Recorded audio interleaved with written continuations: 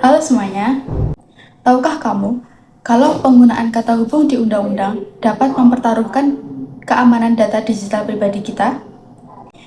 Di video ini, saya akan membedah berkas permohonan perkara nomor 151 garing PUU strip 22 Romawi garing 2024 di Mahkamah Konstitusi. Kasus ini digugat oleh dua warga negara, Erik Cihanes dan Garin Arian Reswara, yang mempersoalkan tentang penggunaan kata "dan" dalam aturan penunjukan pejabat perlindungan data pribadi. Sebelum masuk ke materi gugatan, kita lihat dulu legal standing atau kedudukan hukum para pemohon. Berdasarkan pasal 51 ayat 1 Undang-Undang Mahkamah Konstitusi, syarat utama menggugat adalah adanya kerugian hak konstitusional. Di sini, Erik dan Garin memiliki kapasitas sebagai perorangan warga negara Indonesia. Sebagai pengguna platform digital aktif yang datanya terus diolah oleh berbagai organisasi. Mereka memiliki hak konstitusional atas perlindungan diri dan rasa aman yang dijamin pada pasal 28G ayat 1 Undang-Undang Dasar 1945. Oleh karena itu, mereka sah hukumnya dan memiliki hak untuk mengajukan gugatan ini. Nah, inti masalah yang mereka gugat ada pada pasal 53 ayat 1 Undang-Undang PDP. Pasal ini mewajibkan organisasi perlindungan data menunjuk pejabat khusus perlindungan data pribadi atau PPDP. Tapi, syarat kewajiban ini tuh dibuat kumulatif dengan menggunakan kata "dan" di akhir butir B. Artinya, sebuah perusahaan diwajibkan memiliki petugas perlindungan data jika memenuhi 3 syarat sekaligus.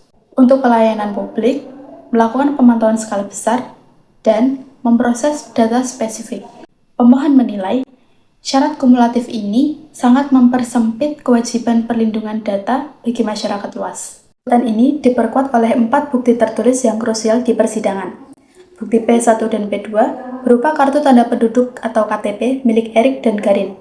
Bukti ini mutlak diperlukan untuk melegitimasi bahwa mereka adalah subjek hukum perorangan warga negara Indonesia yang sah. Bukti P5 berupa lampiran undang-undang pembentukan peraturan perundang-undangan. Bukti ini digunakan pemohon untuk menegaskan bahwa secara kaidah bahasa hukum negara, kata "dan" di akhir tabulasi memang bermakna kumulatif atau wajib dipenuhi seluruhnya tanpa terkecuali. Bukti P6, dokumen yang membuktikan aktivitas pengelolaan data masyarakat saat ini sudah masuk kategori berisiko tinggi atau high risk. Bukti ini dipakai untuk menyerang balik bahwa sangat berbahaya jika organisasi yang mengelola data sensitif skala besar bisa lepas dari pengawasan PPDP hanya karena syarat kumulatif yang kaku tadi. Mari kita bedah situasi ini menggunakan prinsip rule of law. Konsep rule of law menghendaki bahwa hukum tidak boleh sekedar menjadi teks kaku, melainkan harus menjamin keadilan substantif dan melindungi hak asasi manusia.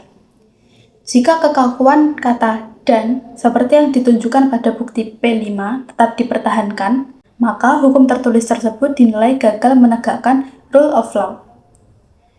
Hukum justru menciptakan celah hukum yang mengorbankan hak atas rasa aman warga negara demi meringankan beban administratif pelaku usaha semata.